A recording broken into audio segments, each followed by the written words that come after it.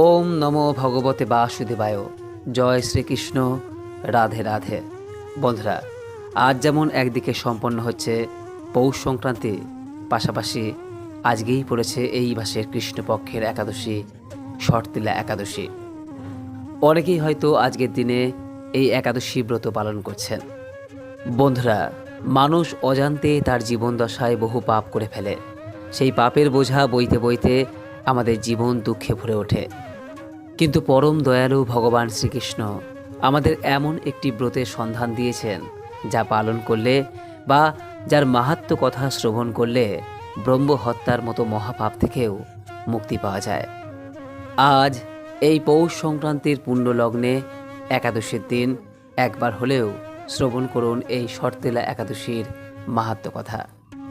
এই ব্রত কথায় আপনি জানবেন কেন প্রচুর পুজো অর্চনা করেও একজন নারীকে মৃত্যুর পর স্বর্গলোকে গিয়ে অনাহারে থাকতে হয়েছিল, কি হয়েছিল তার ভুল। আজকের এই ভিডিওতে আমরা শুনব স্বয়ং ভগবান শ্রীকৃষ্ণের মুখনিসৃত সেই পবিত্র ব্রত কথা, যা শুনলে দারিদ্র্য দূর হয় এবং মৃত্যুর পর বিষ্ণু লোকে স্থান হয়। আসুন, সংসারের মঙ্গল কামনায় আজ আমরা সবাই মিলে এই পুণ্য কথা শ্রবণ করি। আশা করি দর্শক বন্ধুরা এই ব্রত কথা শ্রবণ করে আপনাদের ভালো লাগবে।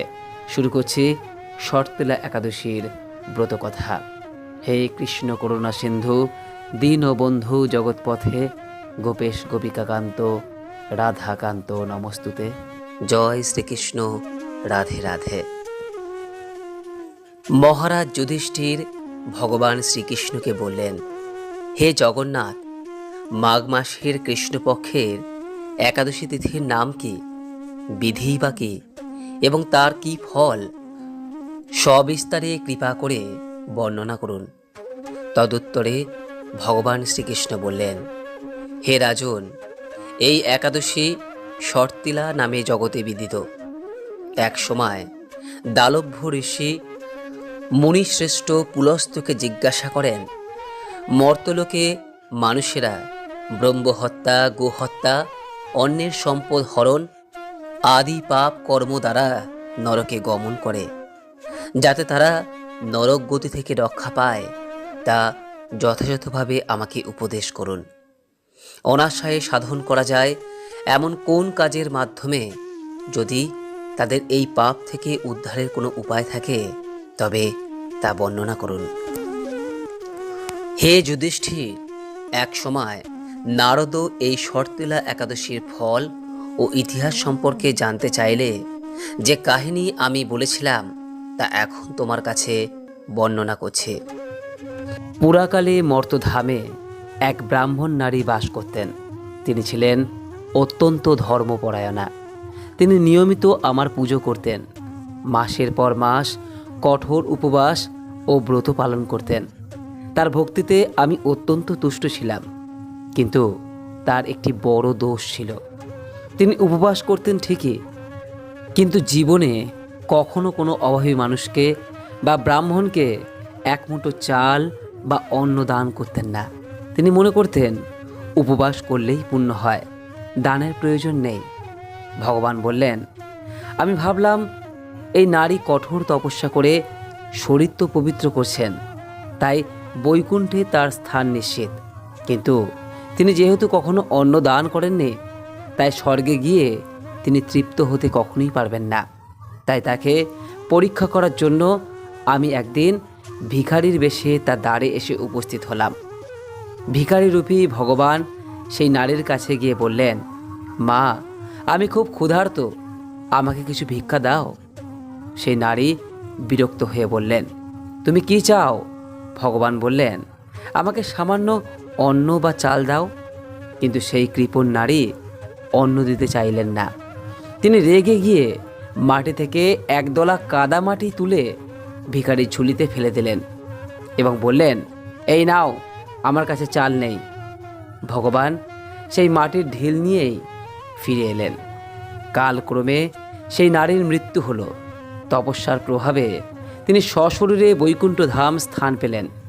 ভগবান তাকে থাকার জন্য একটি সুন্দর কুটির বা ঘর দিলেন। কিন্তু সেই নারী ঘরে ঢুকে দেখলেন ঘরটি একদম ফাঁকা। ঘরে কোনো আসবাব নেই, খাবার নেই, একদানা চালও নেই।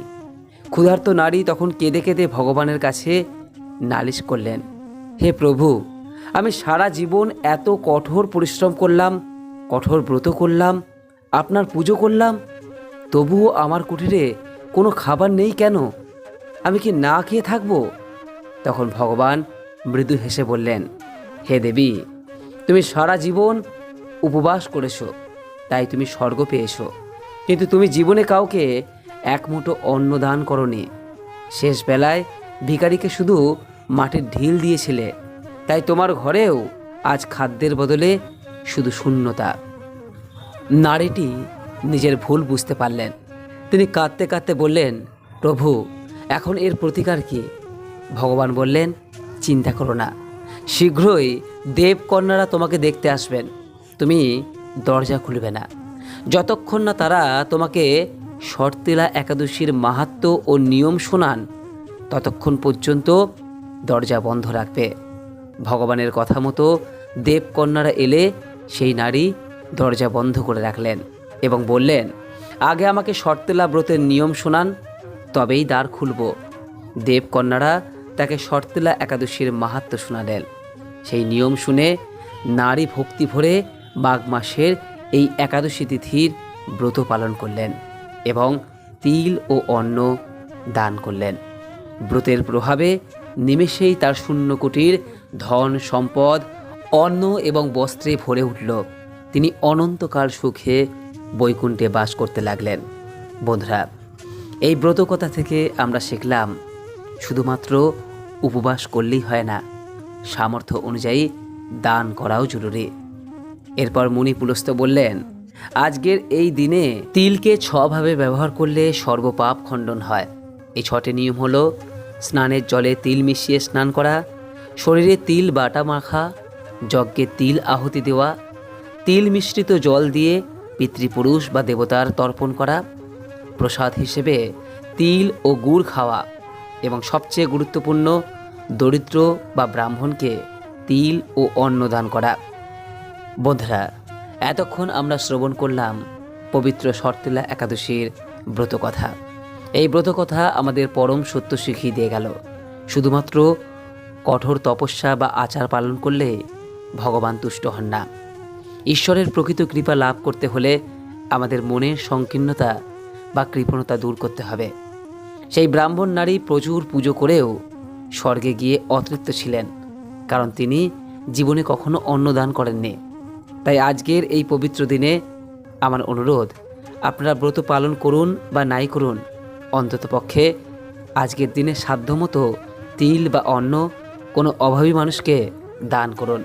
কারণ শাস্ত্র বলে, জীব সেবাই হলো জনার্দন, অর্থাৎ ঈশ্বরের সেবা। আজকের এই ভিডিওটি যদি আপনাদের মনে সামান্যতম ভক্তিভাব জাগিয়ে তোলে, তবে ভিডিওটি পারলে লাইক করবেন এবং শেয়ার করে আপনার আত্মীয় স্বজনদের এই পুণ্য কথা শোনার সুযোগ করে দিন। কারণ ভালো কথা প্রচার করাও এক প্রকারের পুণ্যকর্ম। ঈশ্বরের কাছে আপনাদের সকলের মঙ্গল কামনা করি। সবাই ভালো থাকবেন, সুস্থ থাকবেন।